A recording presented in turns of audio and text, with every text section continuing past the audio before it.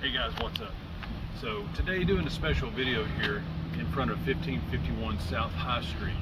So a question I get asked about a whole lot is, Mike, you got to tell that 9/11 story because it was something pretty bizarre. But before I tell the story, I wanted to get you in front of the house. That way you can at least take a look just to get a feel of what the neighborhood was like. So this house, multi-level home, first and second levels, had a family lived upstairs. I lived in the top right hand corner there, and they had dozens and dozens of these houses all down South High Street. You rented the bedroom. That was your apartment. There was no application, there was no background check, there was nothing. The landlord said, hey, just put your 60 bucks in your sock drawer and I'll come collect it every Friday. And so that's how the rental process worked. And this was in, of course, the year 2001. So you got the north side of High Street, which is the Ohio State University, all that good campus area. This is the south part of High Street, which is not necessarily the hood, but it is sketchy. And so a house like this could allow anyone, regardless of your background, to get a place to live. Now, for those in need, that's a really good idea and probably a really good service, but to terrorists, not a good idea. And so, as I will explain further in the following video, when we're off the street here, did I receive a call from an Al-qaeda operative that was working in Columbus, Ohio? Odds say probably yes, and I'll tell you about that video shortly. But I just wanted to give you an idea of what the house looked like. One of my friends, a couple of my friends, they would just pull up to the street. They would not even get out. And the side doors and the side windows, the protective covers were the oven grills. From the oven, like the oven tray, and they had them welded on there. That was part of our security system on top of the windows and the side of the doors. And you could only let people in from the inside. But as long as a person had $60 cash and paid every single Friday in a sock drawer, the landlord would come in and get it from you. You could be anybody from anywhere and have a place to stay and live. That's good if you're a good person, very bad if you're a bad person. I'll let you be the judge on what transpired on 9/12 when I got a disturbing series of phone calls that day at this apartment. Hey, what's up, everybody? Thanks for joining another YouTube podcast here. Today is 9/11. It's the evening of 9/11 here, 2024. And here's a story I get asked about a whole lot. Of course, it happened a long time ago. It happened on 9/12, actually, to be technical. My 9/11 story is actually 9/12.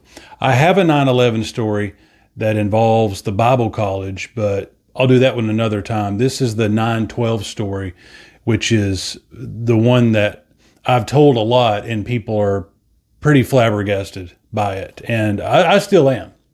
So I did a video of in front of that 1551 South High Street house where I lived at, where this telephone call took place. This was two telephone calls that took place the day after 9/11, which you'll find quite bizarre.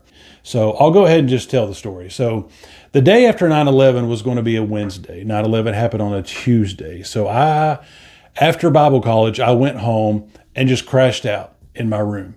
And I was going to try to make it to church that night, but I kind of slept long enough that it was like, oh man, it's kind of too late. By the time I get ready, by the time I drive all the way to Canal Winchester, I'll be late, whatever. So as I'm kind of stirring up from this nap, you know what it's like when you take a 1 hour and 10-minute nap, and it's like you've been in a coma for 9 weeks. Like you don't even know where you're at. So I'm trying to get myself together from this power nap after 9/11. And you remember how weird things were after 9/11. Like parts of the cities were shut down. This was in Columbus, Ohio. There was actually a threat, an alleged threat made on the Capitol, which was just a few miles down from where I lived that day or the next day. So it was just bizarre, It was bizarre. and you had no idea what was going to take place the next day. We could have another, it was that things were just, everybody was literally on eggshells nationwide, and especially if you were in a bigger city.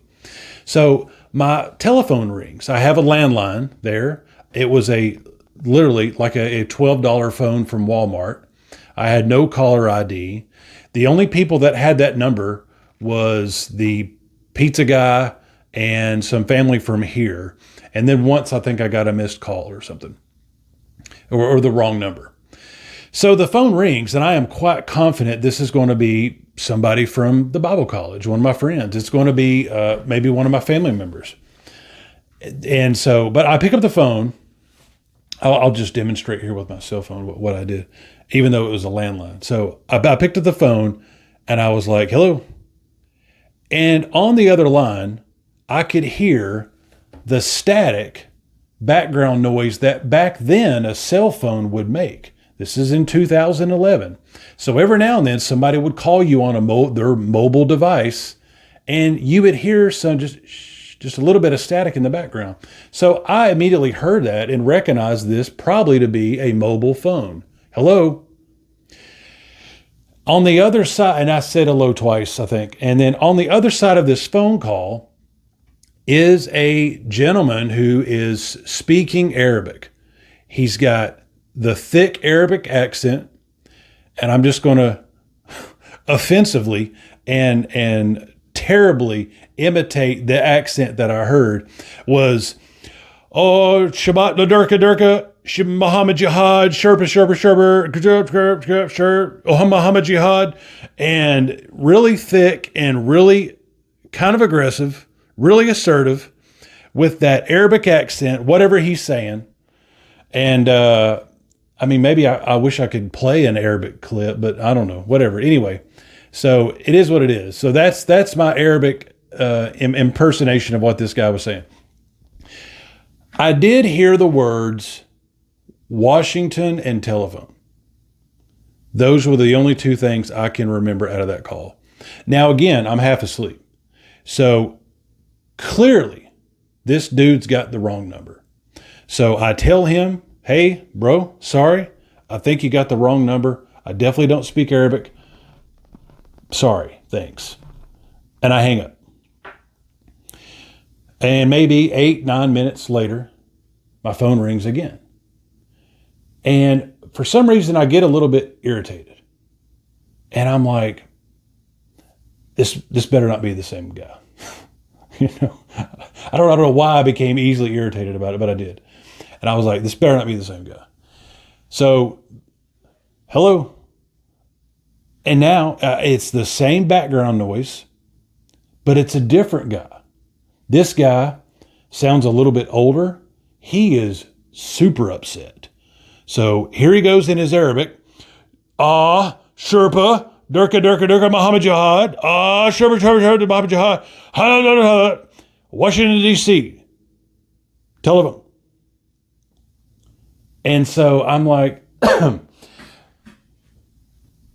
I don't know who you're trying to call, but you've got the wrong number. So then he repeats it all again. Now I'm super PO'd. Okay. Now I've lost the beauty of this 1 hour power nap, and I'm being harassed by these two Arabic guys that I don't know, and I don't have what they're looking for. And they're not being very nice about it either. And so in the flesh, I say some things that I will not repeat here, some derogatory comments towards him and what he's looking for.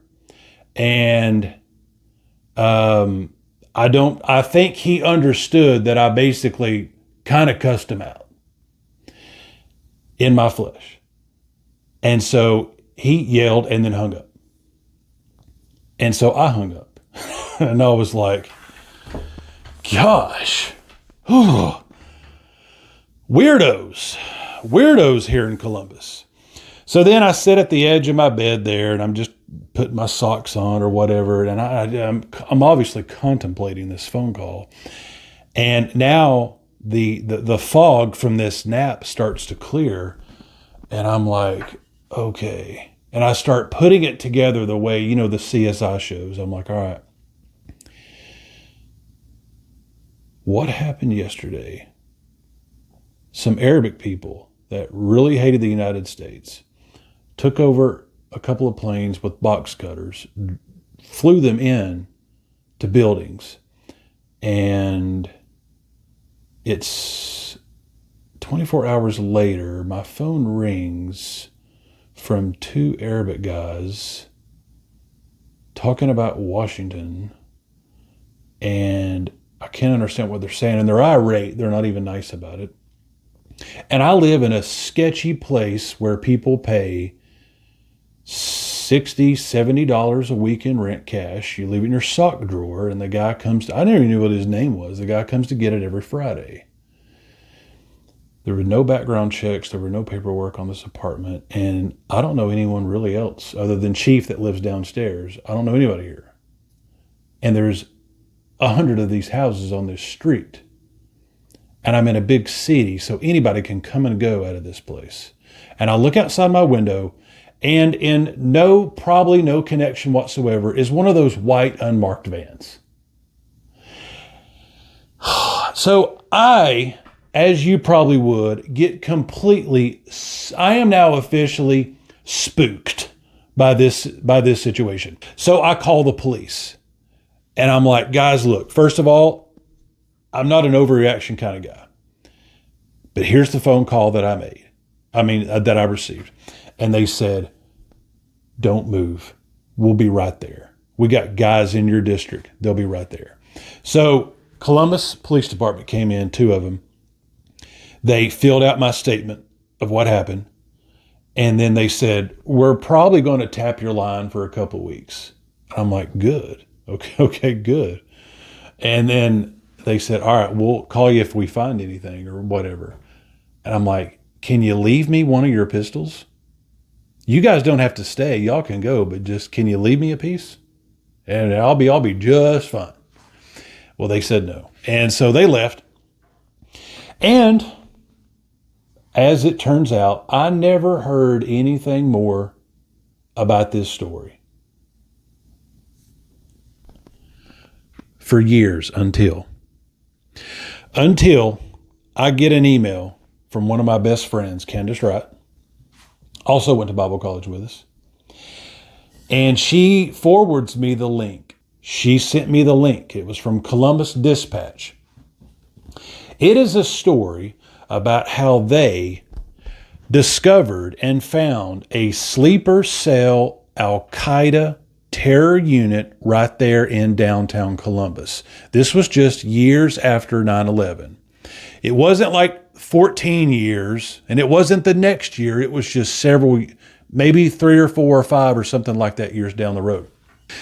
But the story reads, the guy's name was Dennis Fieres, and he was posing as a truck driver, living off Olentangy Boulevard, which is just minutes from where I lived.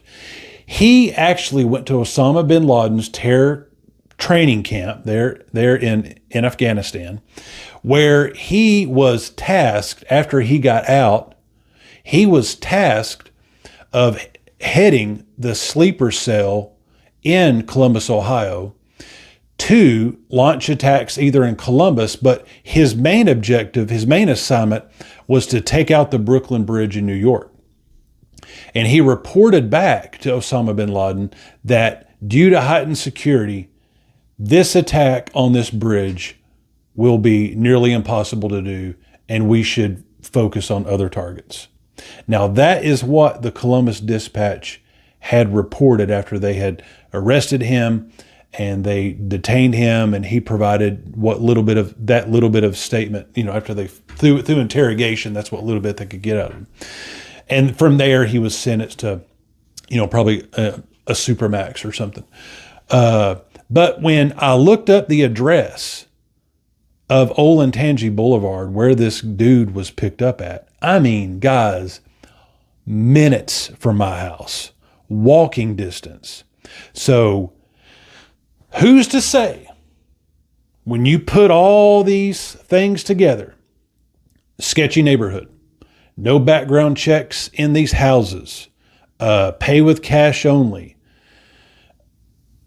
2 phone calls in one evening from a mobile device, from the same mobile device it sounded, from 2 Arabic men talking about Washington, talking about a phone and nothing else, angry, upset.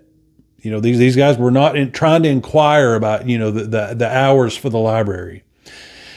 And this, the day after 9/11.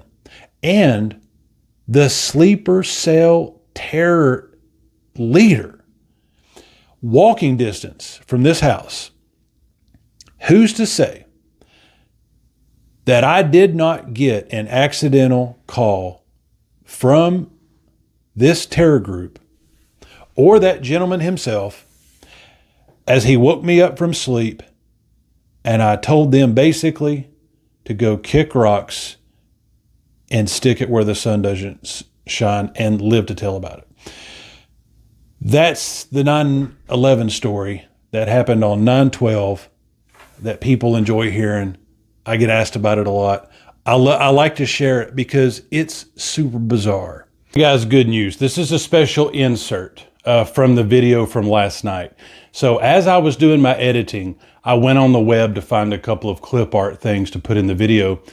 And I gave it another shot run through of Google to see if I could possibly find this story, and I did. And so this is from the Department of Justice. This is for the Al-qaeda operative that I was talking about that was arrested in Ohio. This is similar to the link that Candace sent me.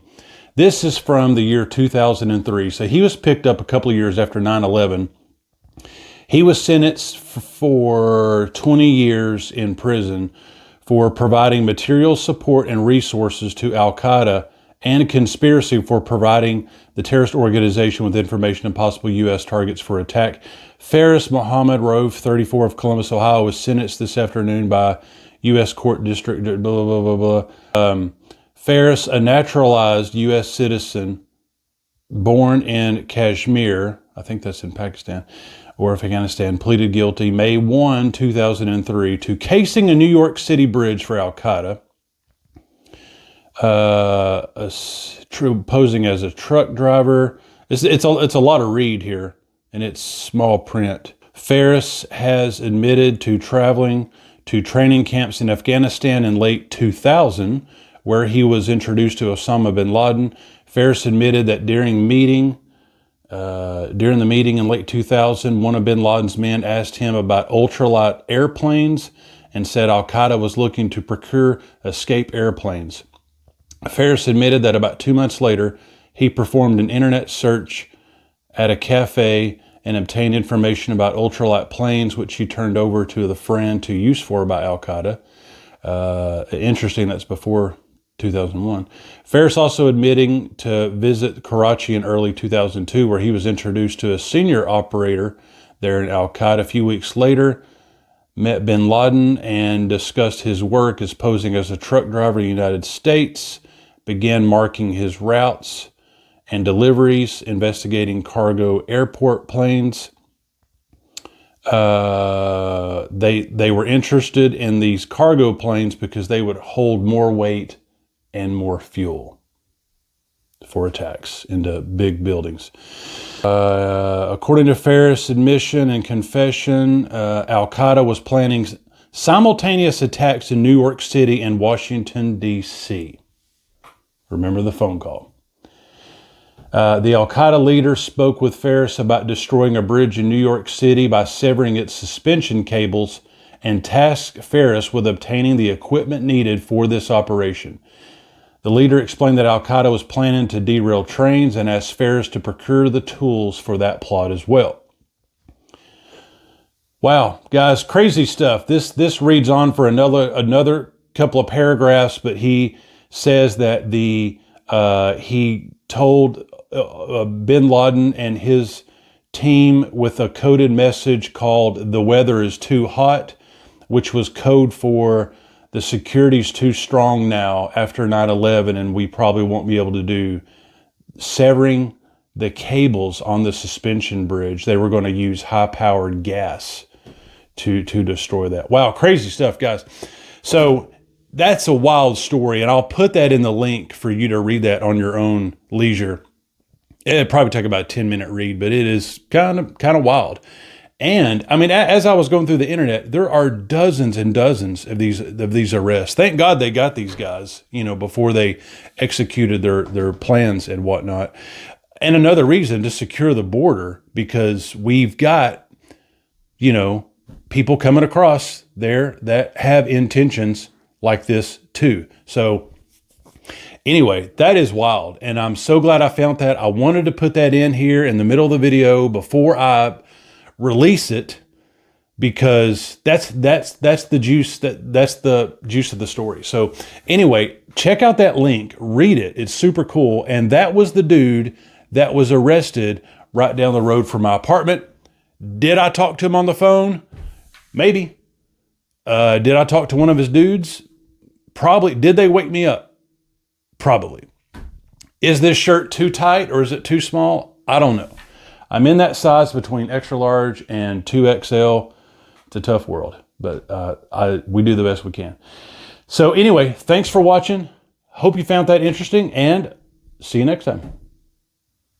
Guys, we remember 9/11. We honor those falling first responders, soldiers, innocent lives lost, thousands.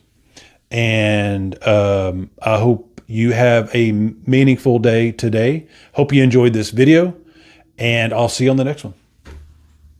Go downstairs. The first floor is not owned, but the entire first floor living room area space is actually where one dude lives named Chief. We called him Chief because that's what he told us to call him, because he was a big, tall native guy. So I go down there and I knock on his door. They've got a door to the living room where he lived. And I said, hey, this is Mike. I live upstairs in apartment 6B, or I don't even know what it was. I live upstairs. I'm the guy. They thought I worked at a funeral home because I wore the dress suits to Bible college every day. And I just let them think that. I let them think that I work at a funeral home. Like I did not want the attention, either negative or positive, from this area. So they thought I worked at a funeral home. And so he's like, yeah, man, how's it going? I'm like, hey, I got a bizarre phone call earlier, and I just ran it by him. I'm like, you think I should call the police on this? You know how they're telling everybody, if you say something, if you hear something, say something. If you see something, say something. This kind of fits. It's bizarre enough, And he's like, no, man, why would you call the cops? We have them here every other night. Don't call the police, man. And I'm like, oh, that was not the answer I was hoping for. So I went back upstairs, went in my room, and I'm looking outside again, and I'm going, I might have just cussed out Al-qaeda. That there is a probable chance that I just might have cussed these dudes out. And how did they get my number? So if they have my number, they've got my apartment number. They know where I'm at with the GPS stuff, even back then, And so I'm kind of freaking out here in my little 200 square feet closet. I'm just kind of pacing in a circle. And so Ben, my roommate, calls me back. He's like, hey, it's Ben, man. How's it going, man? Missed you at church tonight. I said, Ben, shut up. I got to tell you what just happened. He's like, okay, did you find another rat? Because the house kind of had mice. And I'm telling Ben, when you guys get an opening in your very nice apartment there in Canal Winchester, I don't care if it's the couch. This place blows. This place stinks. It was cool at first, but I got no room here. I'm sharing a room with a mouse. I don't even have a TV or anything. I share the shower bathroom with like 8 other people. Anyway, it was not a cool arrangement whatsoever. So I call Ben and I'm like, Ben, I got to tell you what happened here. I'm like, do you think I should call the police or am I overreacting? Now Ben goes, Chief goes this way. Chief underreacts. Ben goes the completely other way. He's like, Michael, we're coming to get you tonight. And I don't care what our landlord says. We'll have 6 people living here. We don't care. I'm like, wait, Ben, Let's get the middle. I need to be in the middle. He's like, yeah, I think you should call the police. I'm like, okay, cool. I said, I'll call you later and I'll tell you what they say.